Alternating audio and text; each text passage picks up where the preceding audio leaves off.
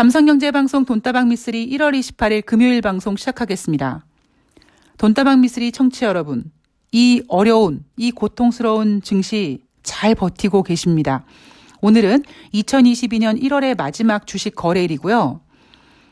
1월 31일부터 2월 2일까지 설 연휴로 휴장이니까 우리는 오늘 마무리 잘하고 그리고 다가오는 2월달 제대로 준비하면 될 것 같습니다.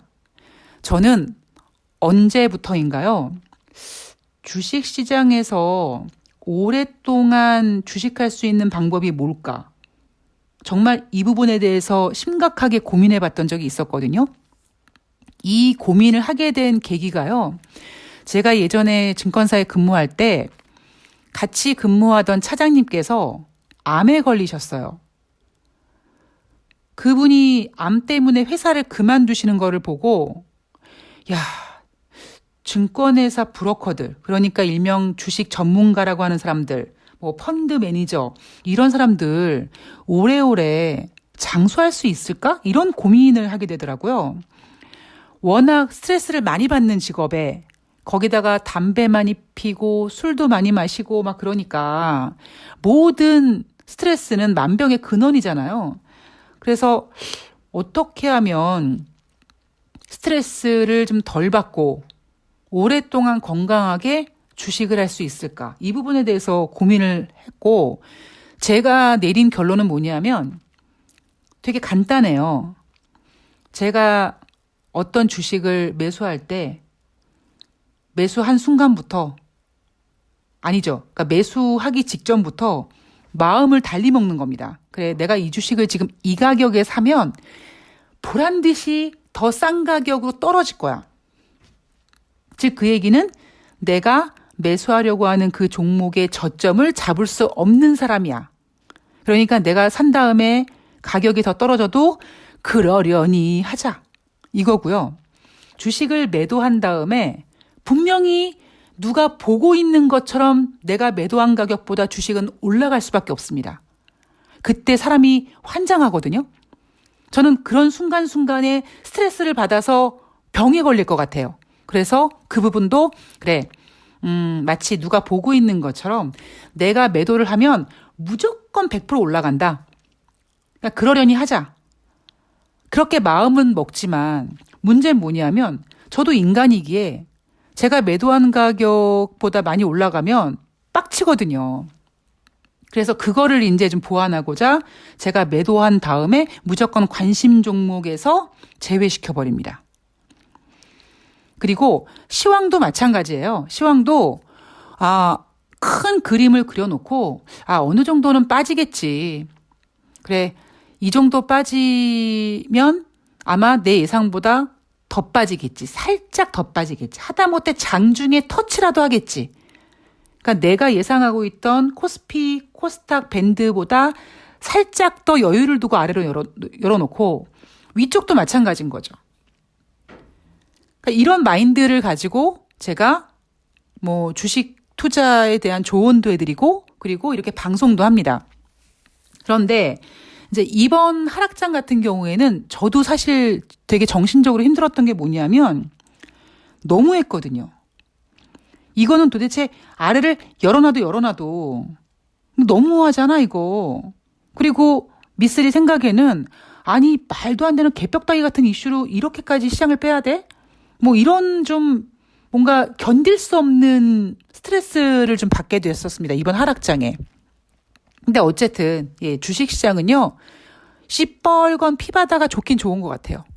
그러니까 오늘 증시가 강하게 반등하면서 물론 뭐 2월 달에 또 변동성 보이고 뭐 또 하락할지언정 그래 어쨌든 종가 기준으로 시뻘건 피바다 보고 설 연휴 보내자. 그래 편안하다. 그래 다행이다. 라고 마음이 한결 좀 평온해지더라고요. 아마 저의 이런 생각은 여러분들도 같이 공감해 주시지 않을까 싶습니다. 비록 증시가 반등하고 종목들이 막 올라가서 좋지만 여전히 내 주식 계좌의 보유 종목은 수익권으로 전환되지 못했지만 그래도 빠지는 것보다는 좋은 거죠. 자, 오늘 돈다방 미쓰리에서는요. 코스피 예상 밴드를 수정하고 있는 증권사에 대해서 좀 전해드릴 거고요. 그리고 뉴욕 증시 마감 현황도 전해드리면서 이제 우리가 2월을 준비해야 되잖아요. 그러니까 2월은 과연 어떠한 생각을 가지고 이제 그 기본적인 생각에 이런저런 양념을 칠까, 그 기본적인 생각을 좀 전해드리고자 합니다. 제가 싫어하는 것 중에 하나가 뭐냐면 그 영혼 없는 격려, 막 힘들어 보이는 지인에게 잘 될 거야. 야, 힘내. 아휴, 좋은 일 있을 거야. 이렇게 영혼 없는 얘기 있잖아요. 물론 아유 그래 너 꼴 좋다. 내가 너 그럴 줄 알았다. 이런 비난보다는 훨씬 좋지만 저는 그냥 막연하게 잘 될 거야, 좋을 거야 이런 거보다는 오히려 제3자의 관점으로 너 지금 이렇게 힘든데 이거는 좀 이렇게 하는 게 어떨까? 이걸 한번 이렇게 보는 게 어떨까? 뭐 이렇게 실질적인 해법을 주는 게 더 좋다고 생각을 하거든요. 그 실질적인 해법이 비록 그 당시에 그 힘든 분이 들었을 때 힘들어 죽겠는데 왜 이래? 왜 이런 얘기를 이렇게 해? 막 이렇게 화를 낼지언정 정말 진심을 다해서 그런 어떤 충고나 조언을 해준다면 저는 그 진심이 통할 거라고 생각하는 사람입니다. 그래서 최근 들어 돈다방 미쓰리에서 이 하락장에 여러분 힘내세요, 뭐 버티세요, 뭐 이렇게 방송 내용을 전해드리고 그리고 이제 나름대로 그냥 영혼 없는 여러분 힘내세요. 뭐 어떡할 거야 지금은 손절할 수 있어 이런 게 아니라 어떻게 하면 조금 더 좀 신뢰도가 있는 그런 근거들을 좀 제시하고 그 근거들을 하여금 물론 결론은 여러분들이 내는 거지만 여러분들이 결정을 하시는 거지만 그래도 제가 할 수 있는 그런 내용들을 좀 전해드리려고 많이 노력을 했습니다. 그래서 물론 앞으로도 당분간은 좀 쉽지 않은 장이 이어지겠지만 그래도 여러분들께서 미쓰리의 방송을 들으시고 이 멘탈 관리가 좀 된다면 저는 굉장히 뿌듯할 것 같아요. 제가 좀 여러분들 기분 나쁜 얘기를 얼마 전에 해드린 적이 있었죠. 그게 뭐냐면 여러분 3,000포인트는요 너무 두꺼운 저항선이에요. 3,000포인트 당분간 어려워요. 그랬을 때 여러분들 중에서 어머 쟤 어떻게 저런 개소리를 하니 이렇게 생각하시는 분도 계셨을 거예요. 그런데 아마 지금은 여러분들께서 아유 그래 미쓰리가 그때 헛소리한 게 아니었구만 이렇게 인정해 주시겠죠. 여러분들뿐만 아니라 증권사도 이제 3,000포인트를 포기합니다. 1월 28일 하이투자증권에서 내놓은 코스피 정정 수정 내용을 보면 2,500포인트에서 2,950포인트 올해 코스피 예상 밴드를 제시합니다. 제가 1월 27일, 1월 28일 주식시장을 보면서 LG 에너지 솔루션을 보면서 이 모질이는 왜 지금 상장해가지고 이렇게 되냐? 이런 생각을 했었거든요. 하이투자증권에서 코스피 예상 밴드를 2,500에서 2,950포인트까지 일단 잡아놓고 LG 에너지 솔루션의 그 지표와 수치까지 반영한다면 하단을 2,500이 아니라 50포인트 정도만 조금 더 내려놔야 될 것 같다. 즉 2,450에서 2,950까지 예상하고 있습니다. 그 얘기는 어쨌든 당분간 3,000포인트는 어렵다는 얘기겠죠. 그런데 이런 전제 조건을 하나 달았어요. 시장이 본격적으로 반등하면 지수 상단을 재점검하겠다. 이런 조건을 달긴 달았습니다. 그런데 저는 여기서 조금 이 멘트가 굉장히 위험하다고 생각하는 이유가 뭐냐면 시장이 본격적으로 상승한다는 그 부분에 있어서 이 어떤 단어의 그 선택은 개인 투자자들로 하여금 그래? 다시 본격적으로 지난 8개월 동안 미친 듯이 증시가 올라갈 때처럼 그런 장세가 온다는 거야 라는 착각을 부여하는 거지만 그거는 여러분들께서 이제 좀 내려놓으셔야 된다는 겁니다. 제가 당분간은 3,000포인트의 그 저항 두께가 너무 두껍다 이런 얘기를 하고는 있지만은요. 어느 순간, 그러니까 주식시장이 이렇게 변동성을 보이고 어느 정도 매물대가 이제 다 소화되고 이런 상태에서 리스크를 가지고 증시가 이렇게 횡보하는 듯 하면서 조금씩 조금씩 능구렁이처럼 이렇게 올라가면 3,000포인트를 확 뚫는 게 아니라 어느 순간에 봤더니 어머, 어느새 3,000포인트 가까이 와 있네. 조만간 뚫겠는데 뭐 이런 분위기가 나올 가능성은 높지만 본격적으로 반등한다 이거는 당분간은 좀 어렵지 않을까 싶습니다. 그 이유는 뭐예요, 여러분? 지금 증시를 이렇게 발목을 잡는 이유가 바로 미국의 금리 인상이기 때문입니다.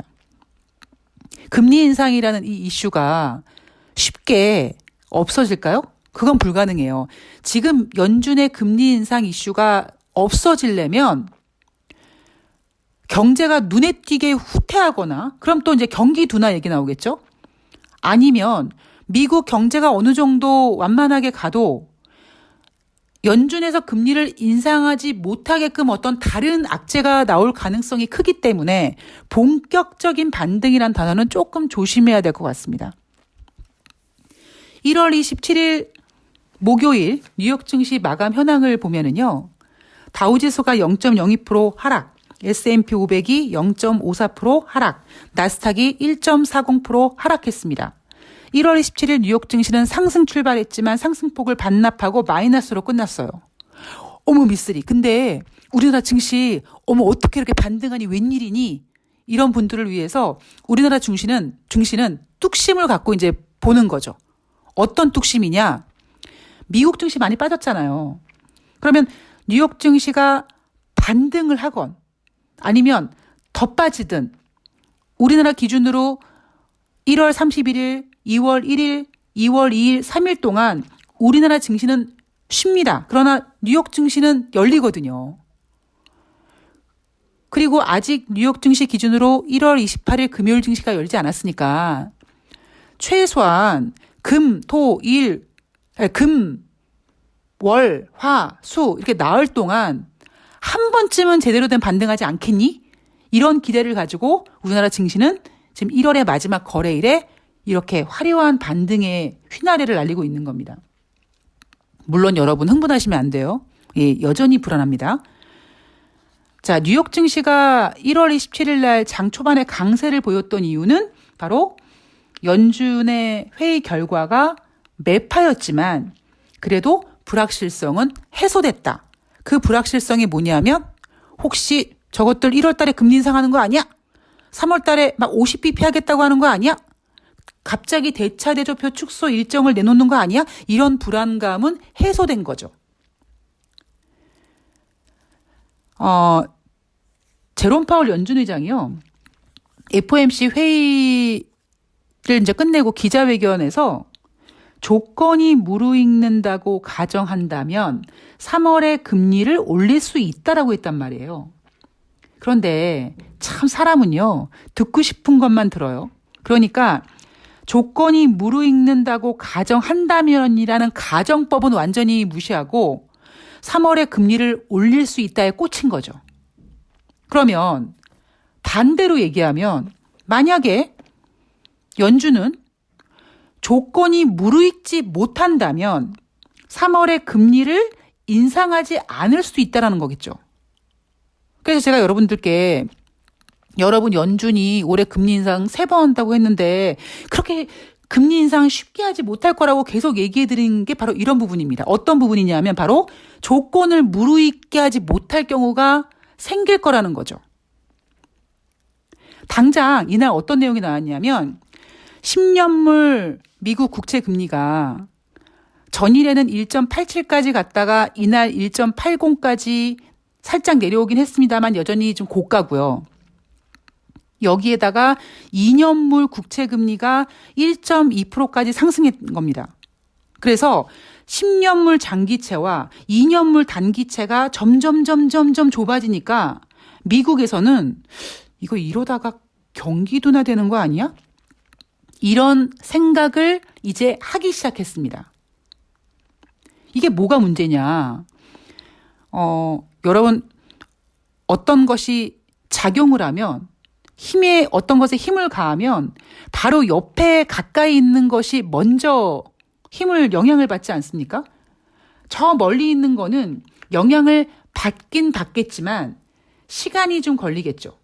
그러니까 이런 거예요. 잔잔한 호수에 돌을 딱 던지면 그 돌이 물에 퐁당하고 빠졌을 때 그 주변에 생기는 그 파동의 강도와 두께와 그 파동이 점점 멀어지면서 저 끝까지 가는 그때의 저 끝에 진동과 그 물결의 힘은 약해진 거잖아요. 그러니까 지금 미국의 국채 금리가 그런 모습이 전개되고 있다는 거예요. 조금 더 쉽게 설명해 드리면 이런 거예요. 연준에서 금리 인상 할 거야 라고 얘기하면 시간이 긴 10년물보다 당장 옆에 가까이 붙어 있는 2년물 국채 금리가 먼저 반응을 해서 먼저 올라가는 겁니다. 우리도 그러잖아요. 한국은행에서 이번에 금리를 인상할 것 같아 그러면 누가 먼저 움직입니까? 은행에서 대출금리가 먼저 움직이잖아요. 그런 것처럼 미국이 연준이 금리를 인상할 것 같아 그러니까 가깝게 위치한 2년물 국채 금리가 먼저 움직이는 겁니다. 그러니까 시장에서 이렇게 반응하는 거예요. 가만히 있어봐. 금리가 이렇게 올라가면 미국 국민들이 이제 돈을 벌어도 대출금 이자 부담이 커지고 이자 부담이 커지면 소비를 덜 하게 될 거고 소비를 덜 하면 물건이 덜 팔리고 기업들의 이익도 줄어들고 이런 해석이 나오면서 점점 이제 경기가 둔화되는 거다. 이렇게 해석이 되는 겁니다. 그래서 2년물과 10년물 국채 금리가 가까워질수록 경기 둔화되겠는데 이런 해석이 나오는 거죠. 그리고 그런 해석은 지금 이미 이날 나오기 시작했어요. 자, 그런데 이날 경제 지표가 좋았다고 해요. 그 좋았던 경제 지표가 뭐냐면 첫 번째, 목요일이니까 주간 신규 실업수당 청구 건수 전주 대비 3만 명이 감소해서 26만 명입니다. 그런데 제가 계속 말씀드리지만 지금 미국의 경제 지표 중에서 주간 신규 실업수당 청구 건수는 그닥 뉴욕 증시에 영향을 주지 않아요. 대신에 4분기 미국의 GDP 경제 성장률이 예상치 5.5를 훨씬 뛰어넘는 6.9%가 나왔습니다. 3분기 미국의 GDP 경제 성장률이 2.3이었거든요. 그러니까 4분기 GDP 경제 성장률이 3분기 대비 3배가 더 잘 나온 거예요. 그런데 경제는 흐름이고 경제 지표는 과거입니다. 따라서 4분기에 미국이 GDP 경제 성장률이 3분기 대비 3배 이상 가깝게 나왔다, 잘 나왔다라고 해도 이건 과거 지표가 되는 거죠.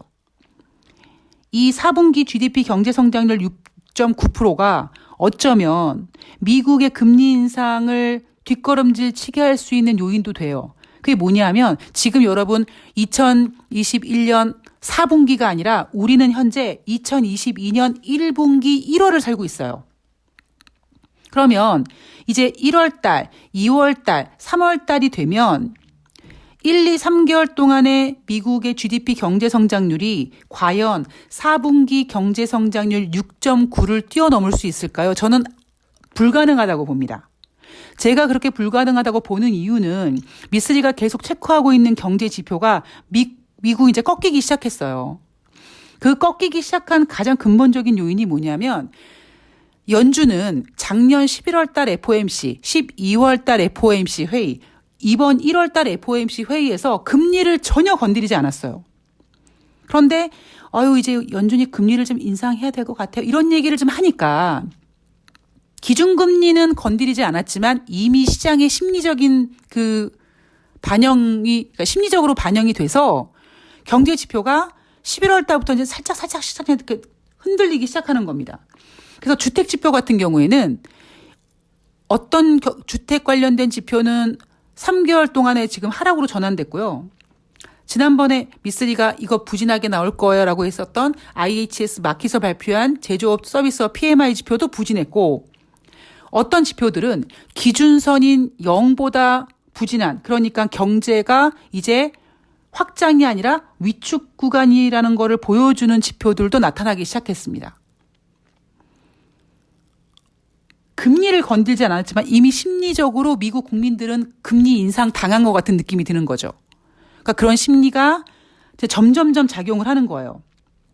그래서 이날 경제 지표가 잘 나왔어요 라고 했던 4분기 GDP 경제 성장률은 이미 과거 지표이자 앞으로 발표될 2022년 1분기 경제 성장률보다 더 잘 나온 지표가 될 거기 때문에, 즉 1분기 경제 성장률은 작년 4분기 경제 성장률보다 부진할 거기 때문에 계속 경기 확장을 외치기에는 조금 무리가 있을 겁니다. 제가 이렇게 단언하는 거는요, 경제 지표들을 계속 체크해서 그래요.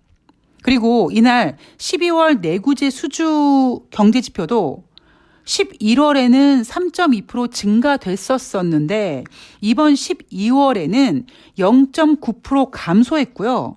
시장 예상치도 감소를 예상했습니다만 0.6% 정도 빠질 거라고 했습니다. 여러분, 이 내구재 수주가 뭐예요? 한 3년 정도, 3년 이상 정도 쓸 물건들의 구성 목록입니다. 3년, 우리가 필수품 같은 경우에는 당장 먹어야 되잖아요. 기름 같은 경우는 당장 차를 운영해야 되잖아요. 난방을 해야 되잖아요. 그러니까 이런 지표들은, 그러니까 이런 것들은 뭐 인플레이션 지표에서도 변동성이 크다고 제낍니다. 그런데 우리가 3년 이상 쓸 물건들은 여러분 가만히 생각해 보세요. 이거를 굳이 지금 바꿔? 좀 더, 지금 쓰던 거 좀 더 쓰자. 조금 더, 뭐, 소파 같은 거.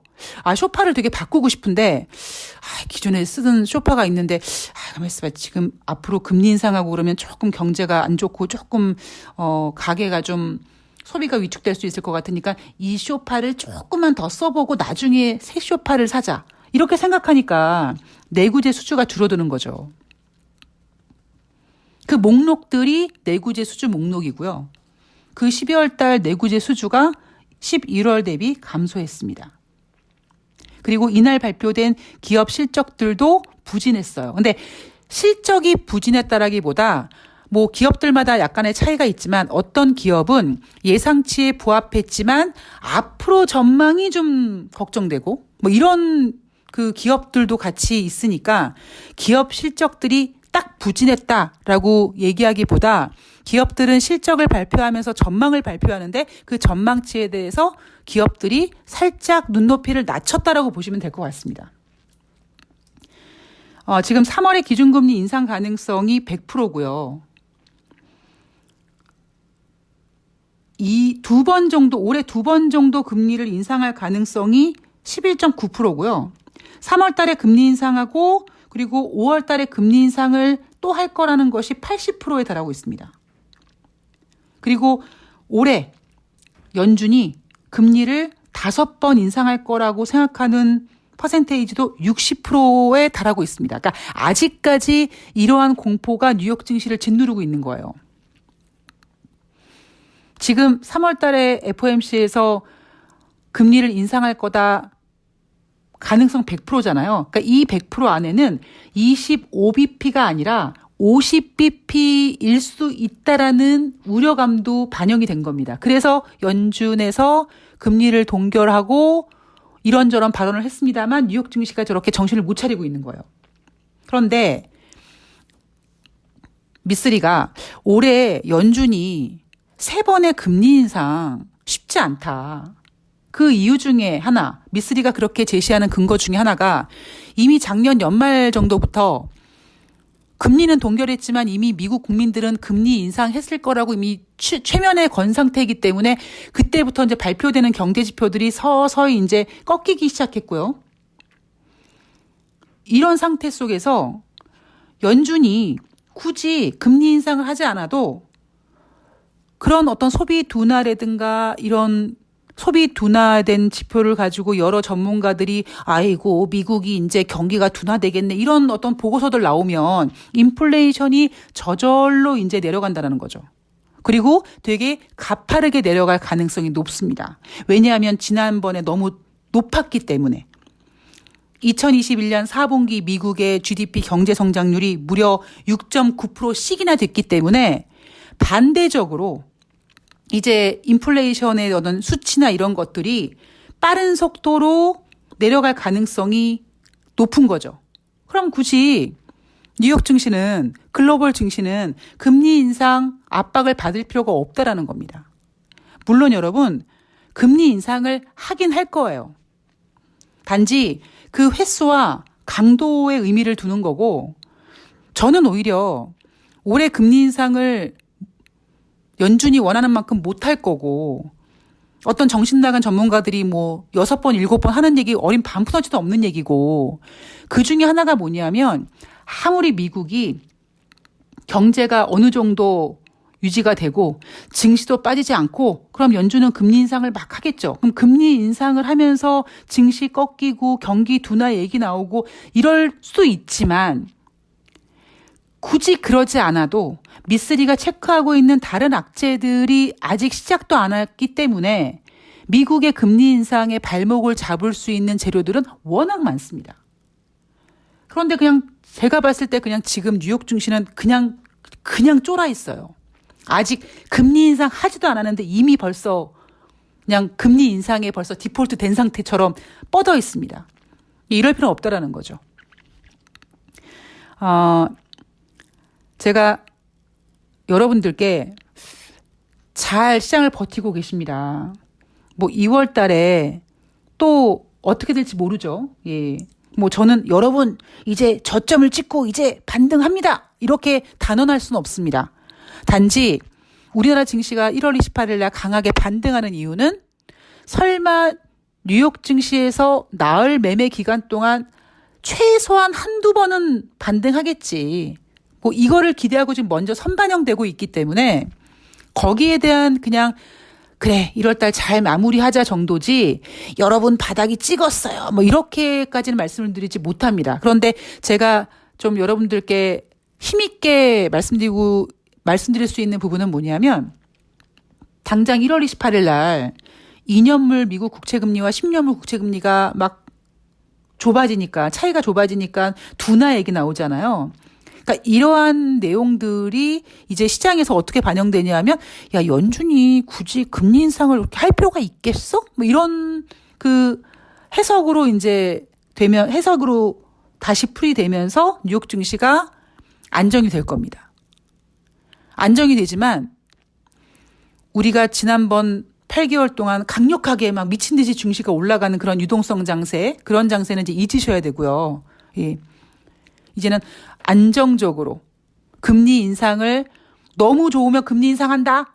이런 재료를 가지고 금리 인상을 하지 못하게끔 정도만 유지시키면서 이제 시장의 안정을 찾아갈 가능성을 우리는 기대해야 된다고 생각을 합니다. 여러분 2월 초에 미국의 고용지표 발표되잖아요. 1월 달 뭐 실업률 뭐 다 발표됩니다. 임금 상승률, 비농업자 부분, 뭐 민간 지표, ADP 지표, 그리고 ISM에서 발표하는 PMI 지표, IHS 발표하는 PMI 지표, 이런 중요한 지표들이 많이 발표됩니다. 그런데 제가 조심스럽게 예상컨대 그닥 잘 나오긴 어려울 거예요. 그럼 이제 2월 달 되면 고용 지표 발표되고 이제 그런 상황이 되면 이제 어느 정도 인플레이션의 압력은 좀 잦아들 거고 여러분들 중에 저한테 이런 질문 하실 수 있어요. 아, 미쓰리. 근데 코로나19에 이제 종식한다고 그러는데 코로나19 종식되면은 막 미국 증시 막 가는 거 아니야? 이렇게 생각하실 수 있는데요. 이미 증시는 코로나19에 대해서 지금 아웃 오브 안중이에요. 관심도 없어요. 이미 다 반영돼서 이미 그 재료를 다 꼭꼭 씹어서 소화돼서 이미 화장실 가서 쏟아냈어요.